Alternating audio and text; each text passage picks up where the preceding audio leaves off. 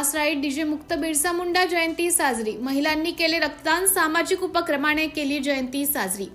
कासराई येथे आदिवासी संस्कृतीचा अभिमान जपणाऱ्या गावात डीजे मुक्त बिरसा मुंडा जयंती उत्साहात साजरी करण्यात आली।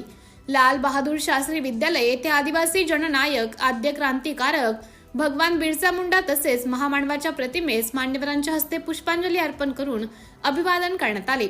त्यावेळी पहिल्या सत्रामध्ये रक्तदान शिबिराचे आयोजन करण्यात आले होते। यामध्ये 41 रक्तदात्यांनी रक्तदान केले। विशेष म्हणजे महिलांनी सुद्धा रक्तदान करून सहभाग नोंदवला होता। मान्यवरांनी आपल्या मनोगतात बिरसा मुंडा यांच्या समाजासाठी केलेल्या कार्यावर प्रकाश टाकला। समाजातील युवकांनी विचार मांडले।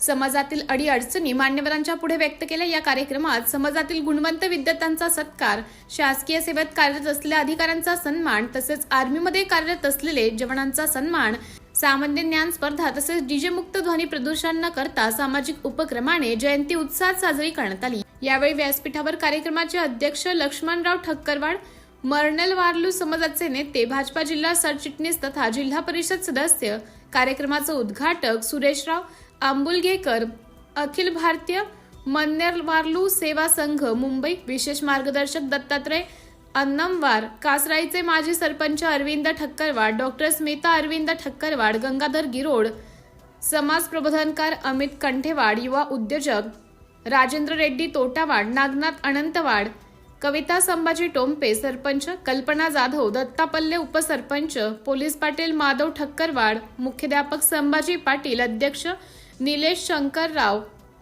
माळी, उपाध्यक्ष शिवशंकर गंगुलवार, साईप्रसाद गंगलोड, कोषाध्यक्ष साईनाथ मॅकलोड, ओमप्रकाश गंगुलवार, रामचंद्र गंगुलवार, जनार्दन ठक्करवाड, निळकंठ गंगुलवार, लक्ष्मण गंगुलवार, राम मॅकलोड, राजेंना सबनवाड तसेच मन्नेर वारलू समाजाच्या महिला भगिनी, तरुण युवक, समाज बांधव मोठ्या संख्येने उपस्थित होते। यावेळी कार्यक्रमाचं सूत्रसंचालन बालाजी गंगुलवार यांनी केलं, तर आभार शंकरराव गंगुलवार यांनी केले।